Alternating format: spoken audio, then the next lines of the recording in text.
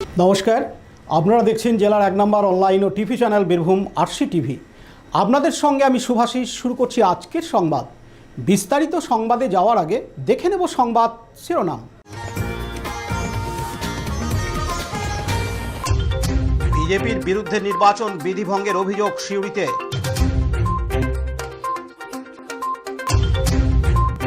নির্বাচন প্রচারের শেষ দিনে কেন্দ্রীয় প্রতিরক্ষা মন্ত্রী নানুরে। সিউড়ি বিধানসভা কেন্দ্রের সিপিআইএম প্রার্থীর থানায় অভিযোগ। তৃণমূল কংগ্রেসের হয়ে ভোট প্রচার কোর কমিটির আহ্বায়কের। অবাধ, শান্তিপূর্ণ এবং ভয়মুক্ত ভোট করতে বদ্ধপরিকর নির্বাচন কমিশন। এবার সংবাদ বিস্তারিত। আমার অন্নপূর্ণা ভান্ডার আমাদের নরেন্দ্র মোদী দাদা বলেছে আমাদের গরিব মানুষকে যেগুলো আছে তাদের যারা অন্নপূর্ণা ভান্ডারে যেটা আছে 3000 টাকা।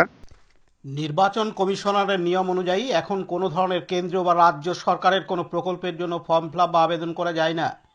কিন্তু গতকাল রবিবার 19 এপ্রিল সন্ধ্যা থেকে দেখা যায় সিউড়ি বিধানসভার অন্তর্গত সিউড়ির কুতুরা গ্রামে অন্নপূর্ণা ভান্ডারের ফর্ম ফিল আপের কাজ করছিল বিজেপি কর্মী সমর্থকরা।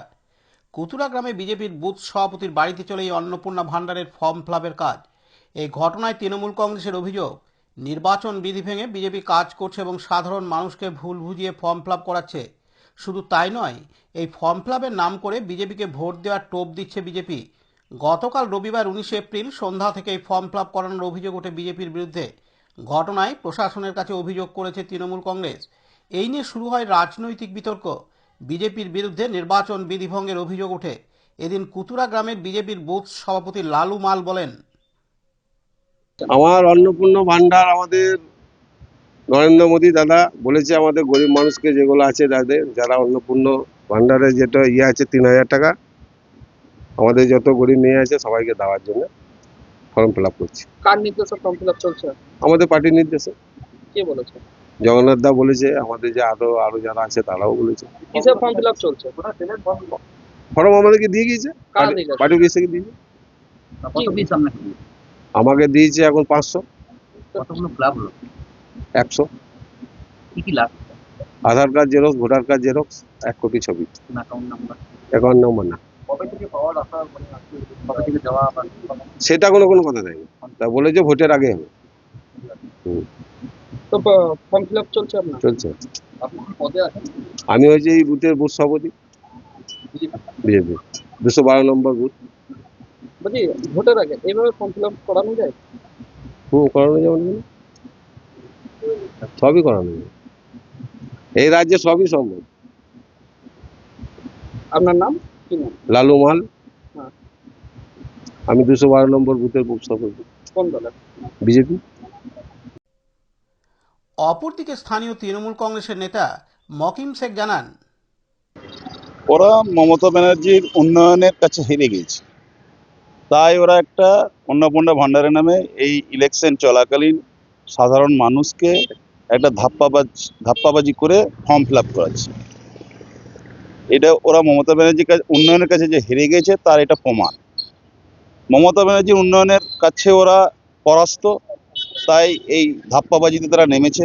সাধারণ মানুষ, খেটে খাওয়া মানুষকে তারা ভুল বুঝিয়ে অন্নপূর্ণা পাবে করে 3000 টাকা পাবে করে একটা ফর্ম ফিল আপ করাচ্ছে ইলেকশন চলাকালীন।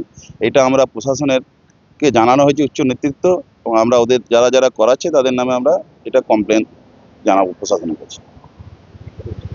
আমার নাম মকিম শেখ, আমি পঞ্চায়েত সমিতি কর্মদক্ষর স্বামী এবং ব্লক কমিটির সদস্য।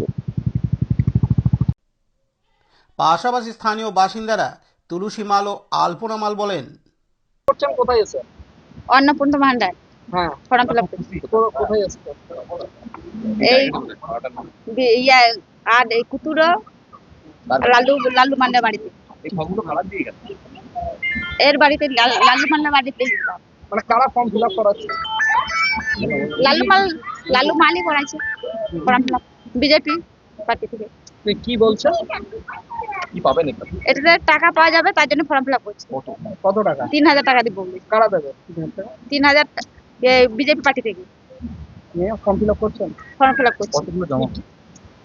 কি লাগছে ফর্ম ফিল আপ করতে? আধার কার্ড, ভোটার কার্ড। ছবি 1 কপি ছবি। ফর্ম ফিল আপ করলেন আপনি? হ্যাঁ, আমি করেছি। নাম্বার ব্যাংকের অ্যাকাউন্ট নাম্বার আছে? না, ব্যাংকের অ্যাকাউন্ট না। আপনার নাম? আমার নাম তুলসী মাল। কোথায় বাড়ি? আড্ডা।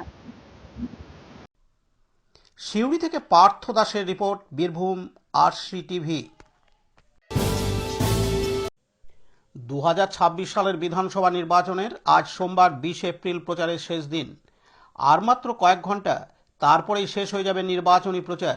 এর মধ্যেই আজ সোমবার 20 এপ্রিল কেন্দ্রীয় প্রতিরক্ষা মন্ত্রী রাজনাথ সিং নানুর বিধানসভায় বিজেপি প্রার্থী খোকন দাসের প্রচারে আসেন। নানুর পঞ্চায়েত সমিতির মাঠে হেলিকপ্টারে এসে পৌঁছান এবং সেখান থেকে হুটখোলা গাড়িতে নানুরে রোড শো করেন। এই রোড শোতে প্রচণ্ড প্রখর রোদে মানুষ দাঁড়িয়েছিলেন তাকে এক ঝলক দেখার জন্য। রাজনাথ সিং গাড়ি থেকে মানুষের উদ্দেশ্যে হাত নাড়েন। রোড শো শেষ হয়ে গেলে তিনি ফিরে যান নিজের গন্তব্যস্থলে। এদিন তিনি তার বক্তব্যে জানান। নানুর থেকে কাজী আমিরুল ইসলামের রিপোর্ট, বীরভূম আরসি টিভি। অপরিচিত একটি নম্বর থেকে ফোনের পরিপ্রেক্ষিতে সিউড়ি থানায় অভিযোগ দায়ের করলেন সিপিআইএম প্রার্থী মতিউর রহমান। সিউড়ি বিধানসভার সিপিআইএম প্রার্থী মতিউর রহমান জানান, তার কাছে একটি অচেনা নম্বর এবং অপরিচিত গলা থেকে হঠাৎ করে ফোন করে বলা হয় সব কিছু সেটিং হয়ে গিয়েছে, যত সংখ্যালঘু ভোট আছে সব আপনার দিকে পড়ে যাবে। এমনটা শুনেই মতিউর রহমান হতচকিত হয়ে পড়েন এবং তিনি কিছু বলার মতো পরিস্থিতিতে ছিলেন না। পরে তিনি বিষয়টি নিয়ে থানায় দ্বারস্থ হবেন ঠিক করেন। এরই পরিপ্রেক্ষিতে সোমবার 20 এপ্রিল সিউড়ি থানায় তিনি একটি লিখিত অভিযোগ দায়ের করেন এবং বিষয়টি নির্বাচন কমিশনকেও জানাবেন বলে তিনি জানান। তার কথা অনুযায়ী এই ঘটনায় পুরোপুরি তৃণমূল ও বিজেপি কোনো বড় চক্রান্ত রয়েছে। এদিন তিনি আরও জানান, সমস্যা বলতে একটা নাম্বার থেকে আমাকে ফোন করা হয়েছে 7470135897।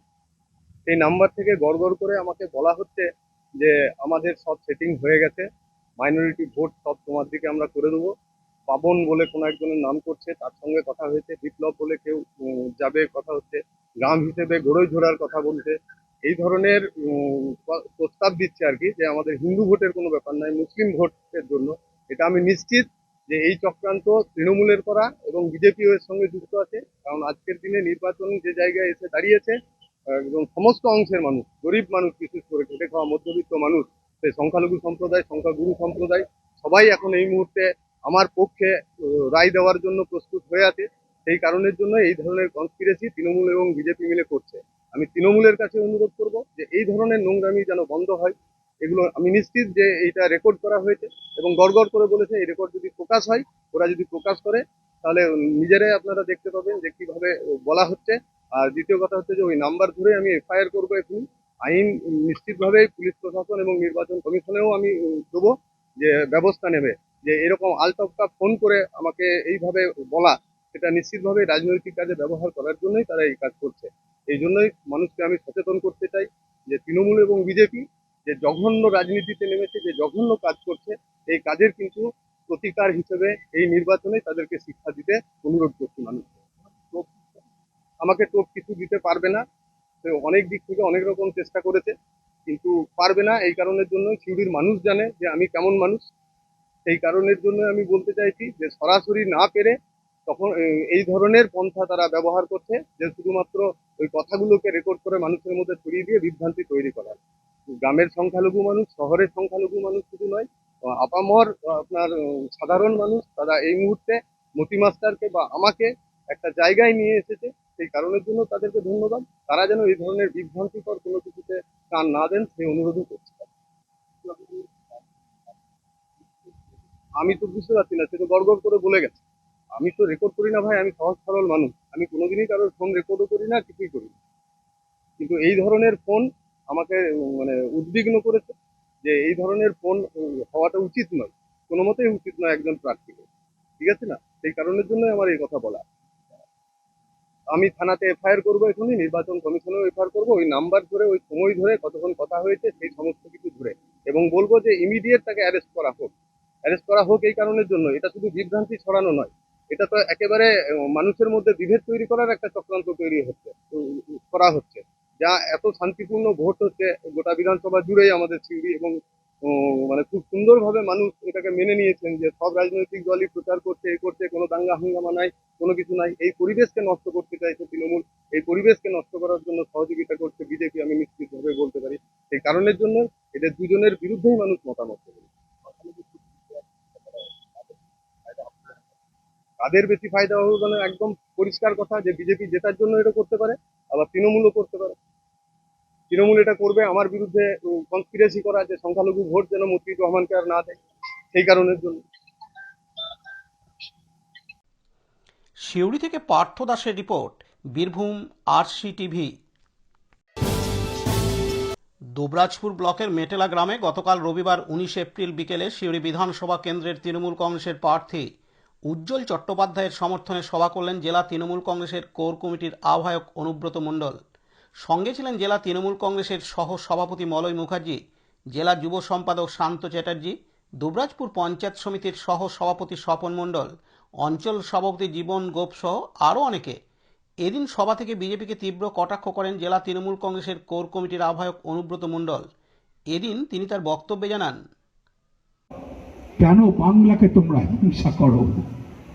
দিল্লিতে বাংলায় কথা বললে পিটিয়ে মেরে দিচ্ছ, রাজস্থানে বাংলায় কথা বললে পিটিয়ে মেরে দিচ্ছ, বলছো আমরা বাংলাদেশি।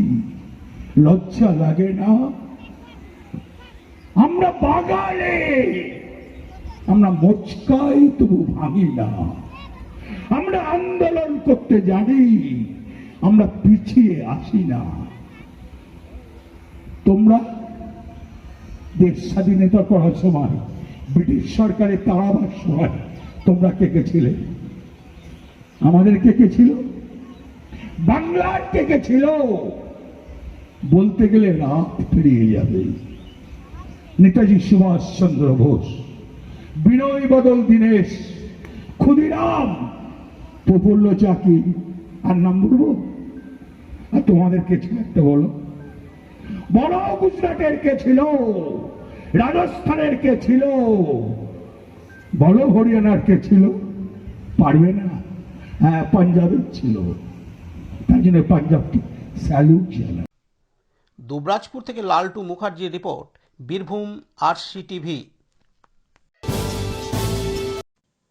আগামী বৃহস্পতিবার 23 এপ্রিল বিধানসভা নির্বাচন, আর এই নির্বাচনকে ঘিরেই সাজো সাজো রব ভোট গ্রহণ কেন্দ্রগুলিতে।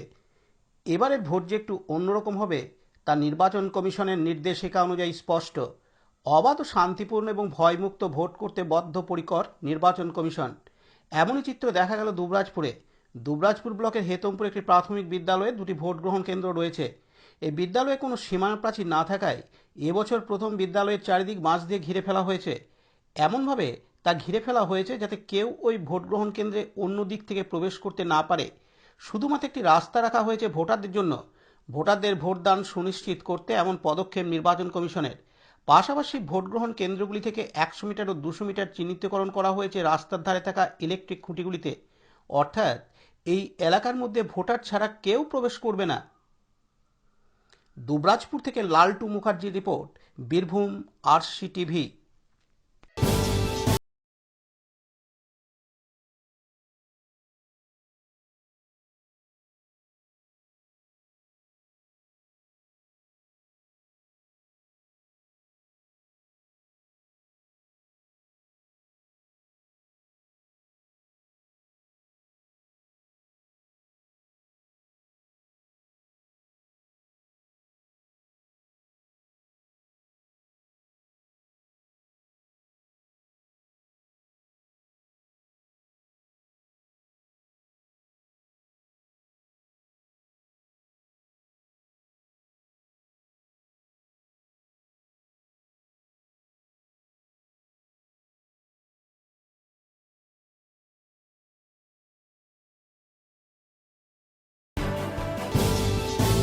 আজকের সংবাদ এই পর্যন্ত। পরবর্তী সংবাদের জন্য চোখ রাখুন বীরভূম RCTVর পর্দায়। নমস্কার।